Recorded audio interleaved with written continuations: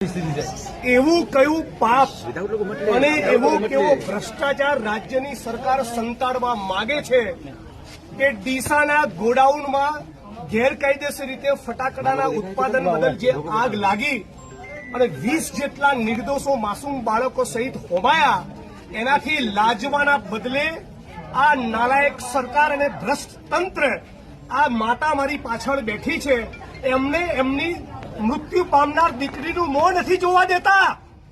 એની લાશ એમની મરજીની વિરુદ્ધ મધ્યપ્રદેશ જવા રવાના કરી દીધી.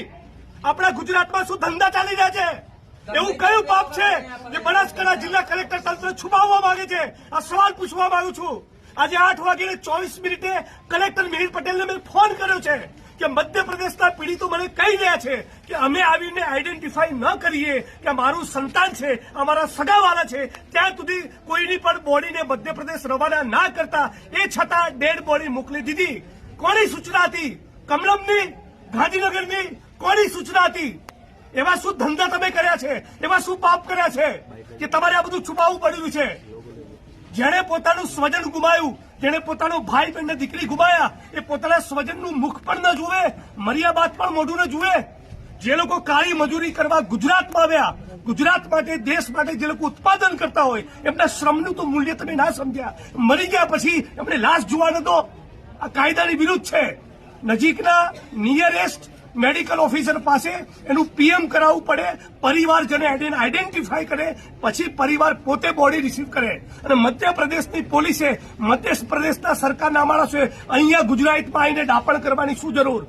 બોડી એને મળવી જોઈએ જેનું સ્વજન હોય. આ માં કહી રહી છે, માં ખોટું બોલી રહી છે. પૂછો તમે એમને, કોણ હતું તમારું? આપને કોણ था? इनका पोता बहू था, मेरी किरानी थी, मेरा पोता बहू था साथ में, मेरी बेटी भी थी, बेटी जमाई 2 लाड़ी थी मेरी. कौन है मेरा सारा बुढ़ापा का? ये क्या न्याय दिया मेरे को सरकार ने? किस कारण चलेगा तुम मेरी बॉडी को मेरे सुखद तो करते है कि क्या मरने का इसकी माँ जिंदी थी, अभी फिलहाल में जिंदी हूँ, नहीं तो मेरी बॉडी साथ में ले जाता आप लोग.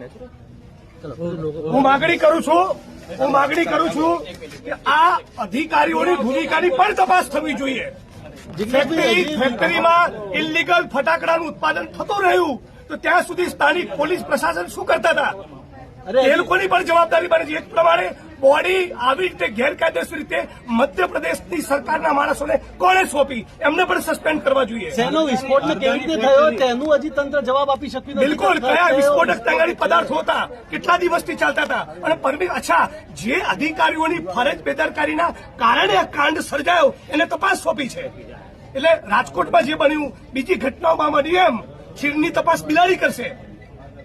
આ એસઆઈડી ફ્રોડ છે. આ એસઆઈટી એ નકલી 420 છે.